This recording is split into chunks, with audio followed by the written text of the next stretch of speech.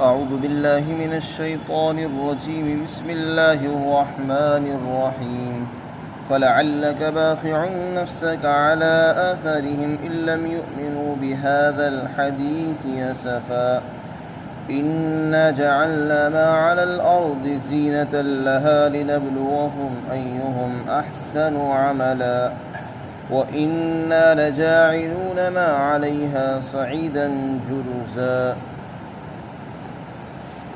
اور ایسا لگتا ہے کہ آپ تو اپنی جان کو ہلاک کر دیں گے ان کے پیچھے اگر یہ لوگ اس پر ایمان نہیں لائے، افسوس کر کر کے۔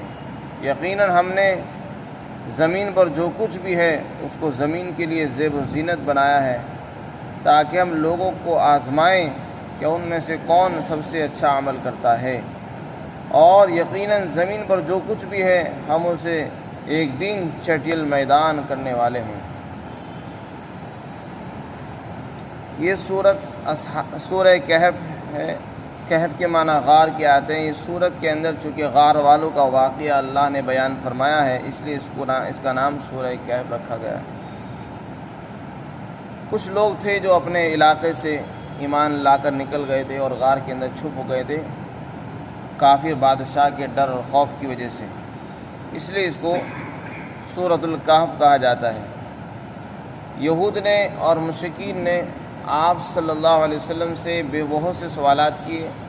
انہی میں سے ایک سوال یہ بھی تھا کہ ان لوگوں کا کیا واقعہ ہوا جو کسی زمانے کے اندر غار کے اندر جا کر چھپ گئے تھے، تو آپ نے ان کے جواب بھی دے دیے، لیکن پھر بھی وہ ایمان نہیں لائے۔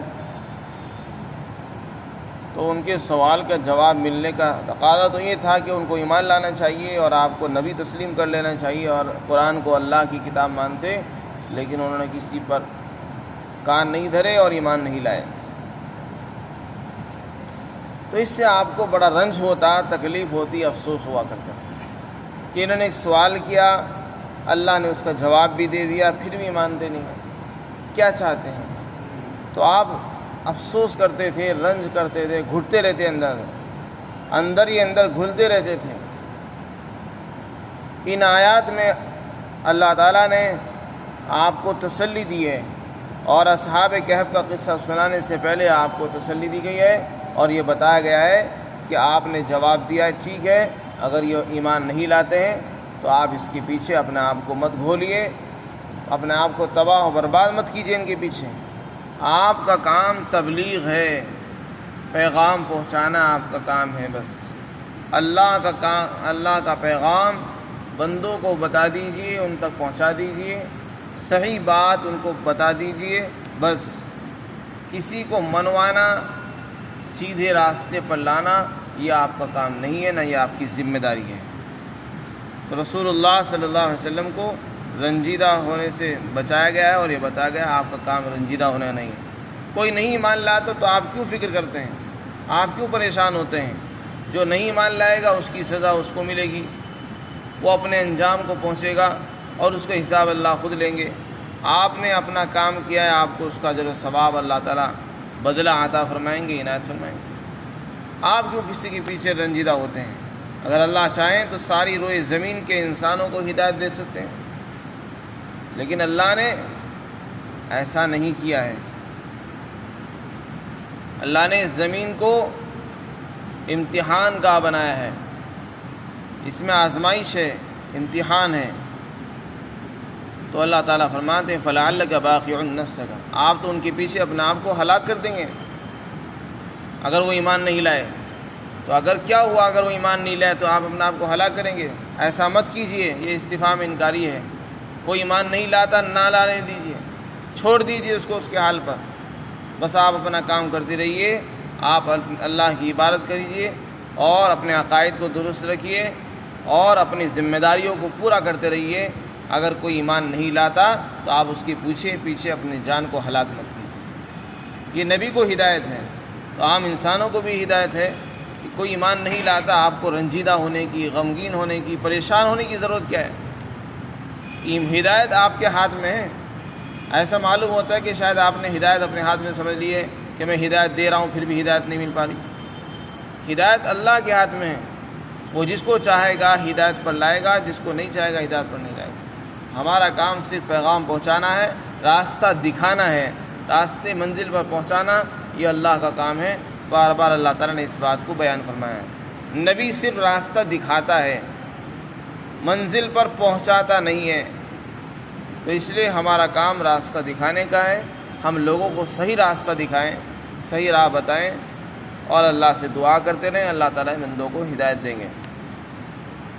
پھر آگے اللہ رب العزت نے ارشاد فرمایا کہ دیکھو یہ روئے زمین پر جو ہم نے زیب و زینت بنائی ہے، زمین میں بہت ساری چیزیں ہم نے رکھی ہیں، پہاڑ، دریا، سمندر، پارک، باغات، کھیتیاں، چاند، سورج، ستارے، یہ ساری چیزیں اس زمین کی خوبصورتی کو بڑھا رہی ہیں اور اس کے لیے زیب و زینت ہیں، تو ان کی وجہ سے یہ دنیا خوبصورت، چمکتی دمکتی معلوم ہوتی ہے۔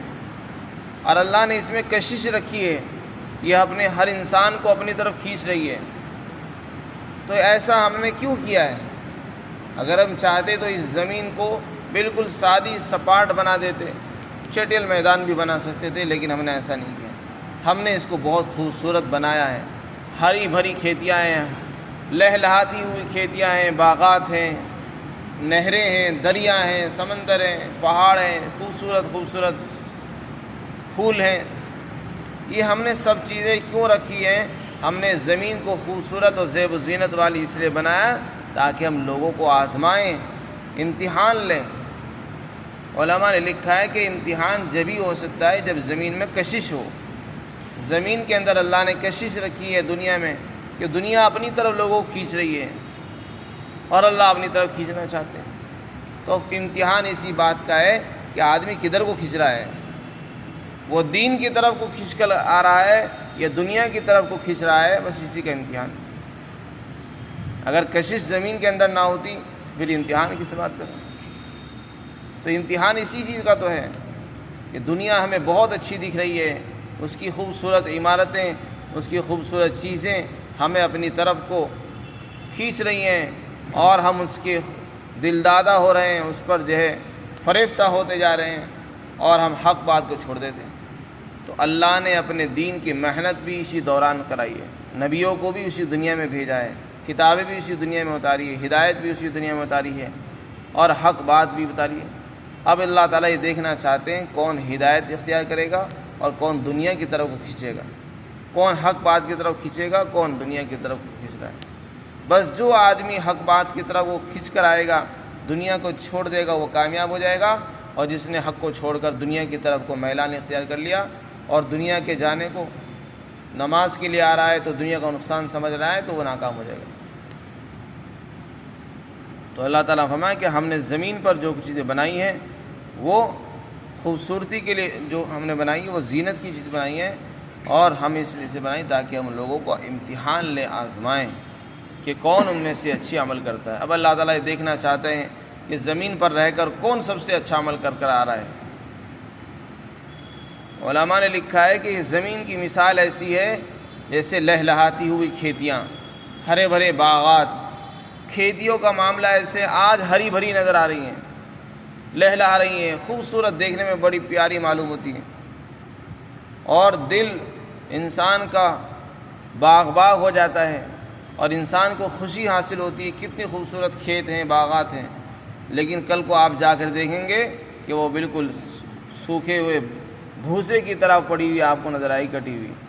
آج ہری بھری ہے، کل کو وہ کچھ بھی نظر نہیں آئیں گی، بالکل چھوٹے میدان آپ کو نظر آئے گی۔ یہ دنیا اور دنیا کی چمک دمک، یہاں کی بڑی بڑی بلڈنگیں، یہاں کی عمارتیں اور یہاں کی چیزیں جو آج ہمیں بڑی خوبصورت معلوم ہو رہی ہے، یہ کل کو ایسی ہونے والی ہے جیسے کہ کھیت کو ہم دیکھتے ہیں، اور کھیت کا منظر، کھیت کا انجام ہمارے سامنے ہے۔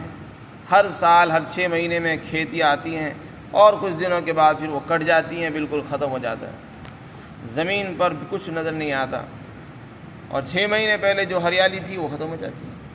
بس یہی حال اس دنیا کا ہے۔ اس دنیا میں جو چیز آج ہمیں خوبصورت نظر آ رہی ہے، انسان چمکتے دمکتے نظر آ رہے ہیں، یہ سب چیزیں جب قیامت آئے گی سب چٹل میدان بنا دیا جائے گا۔ اللہ نے قرآن میں فرمایا کہ ہم اس دن پہاڑوں کو ریزہ ریزہ کر دیں گے، ٹکڑے ٹکڑے کر دیں گے، اور زمین کو چٹل میدان بالکل ہموار کر دیں گے، نہ اس میں کوئی چٹان ہوگی، نہ کوئی درخت ہوگا، نہ کوئی مکان ہوگا، بالکل پلین کر دیں گے، سپاٹ۔ وہی یہاں پر اللہ تعالیٰ فرماتے چل کہ دیکھو یقیناً ہم نے ان تمام چیزوں کو جو زمین کے اوپر موجود ہیں زمین کے لیے خوبصورتی اور زینت کی چیز بنایا ہے، تاکہ ہم لوگوں کا امتحان لیں، آزمائیں کہ کون ان میں اچھا عمل کر کر آتے ہیں۔ اور یقیناً ہم ان تمام چیزوں کو جو زمین پر موجود ہیں چٹیل میدان کرنے والے ہیں۔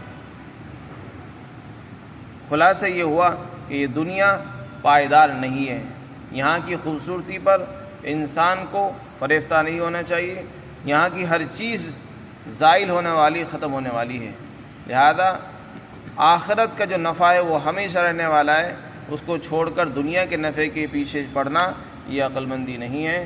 عقل مندی یہی ہے کہ یہاں کی خوبصورتیوں کو چھوڑ کر آدمی آخرت کی تیاری کر لے اور اپنے آخرت کے بنانے کے لیے کوششیں کریں۔ اللہ تعالی ہم سب کو عمل کی توفیق عطا فرمائے۔